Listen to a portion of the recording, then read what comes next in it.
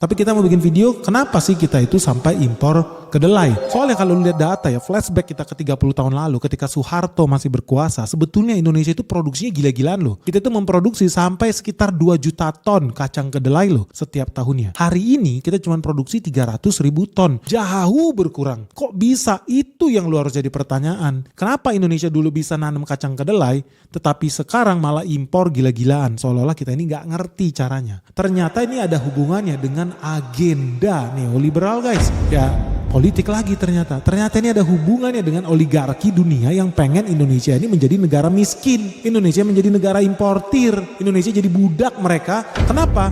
Karena ketika Indonesia kolaps di tahun 1998 terjadi krisis moneter, Indonesia dijebak sama IMF. Indonesia disuruh buka pasar. Indonesia disuruh impor gila-gilaan dari luar negeri. Maka sejak tahun 1998, data menunjukkan produksi kacang kedelai kita terus menurun. Pada saat yang sama, impor kacang kedelai kita melonjak drastis. Indonesia resmi sejak tahun 1998 dijajah oleh IMF guys. Ini sadis dan ini data yang berbicara.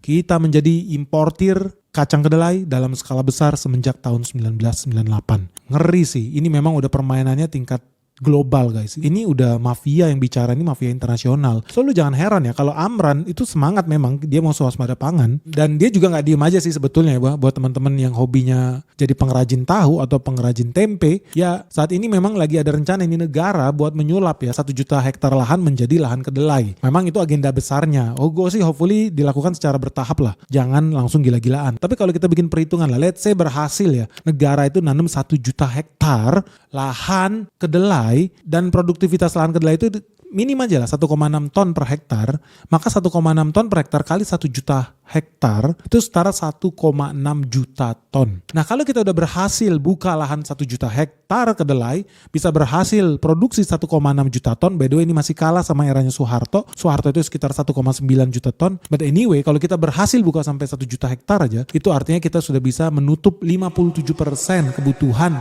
kacang kedelai kita dari produksi dalam negeri. So that's a very good news guys.